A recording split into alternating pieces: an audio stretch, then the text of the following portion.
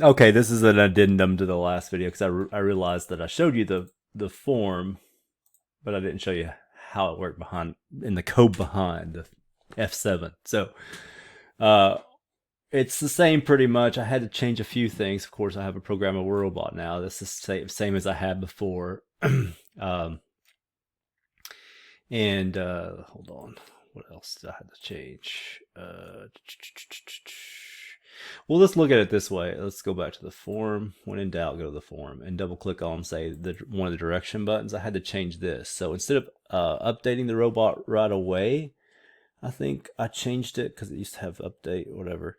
What I do now is I get the distance from the text box. So again, there should be try catch around this, right? Make sure it doesn't format exception, all that. But I'm flying by the seat of my pants for this example. So you just get, in other words, the shorthand, in short, what you're doing here is you're getting the distance from the text box. And then uh, I get the button from the sender. So I need to know whether it's north, east, south, or west button that was clicked. And then in my tag, my tag has a direction in it. So this is from, from the thing we just did. In my form load, I think. You could do this a couple of different ways, but in my form load, this is where I did it. Form load, form load, form load. I set all the directions to the tags of the buttons, the appropriate buttons. All right, because this tag can hold any object, and a direction is an object. So I just set it to a north object, an east object, south object, west object. And keep in mind, those are really just integers, but they're enumeration integers. So I get the direction from the button tag. So, and if you remember, add instruction for the programmable robot was a direction and a distance. All right, so a direction, whatever button was clicked, and a distance. And it adds that instruction to the robot. Every time you click a direction button, that's what happens. It gets whatever value is inside the text box, and it adds that as the distance along with the button you click. So that's what that does. And then I have a go button click. So you notice I only have one go button now. I don't have go 10 or whatever, because the distance you travel is taken care of by the text box.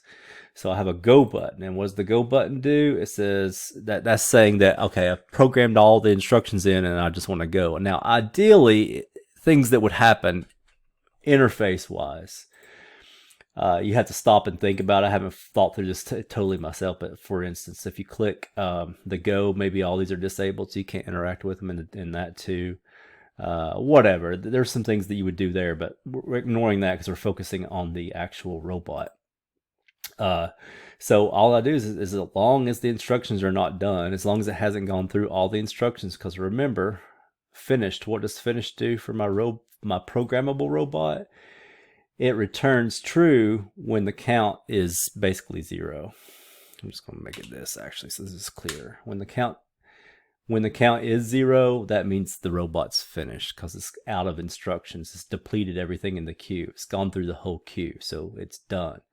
So what I do in my form is, as long as the robot's not finished, I execute an instruction and then I update the robot.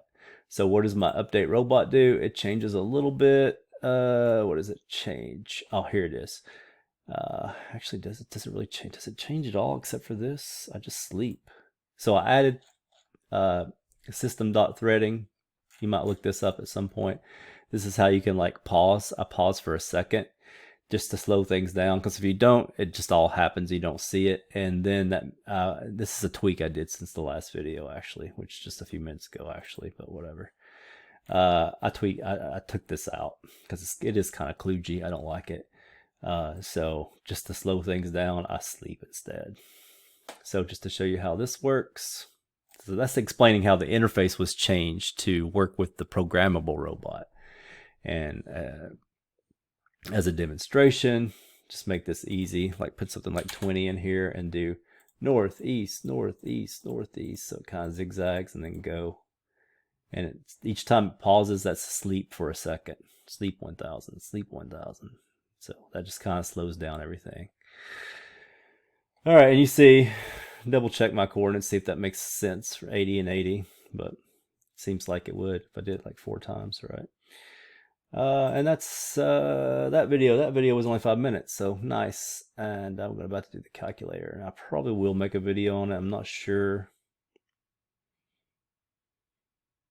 but I might. I got confused there because this stopped, but I thought the video stopped. Anyway, I'll check back with you guys soon.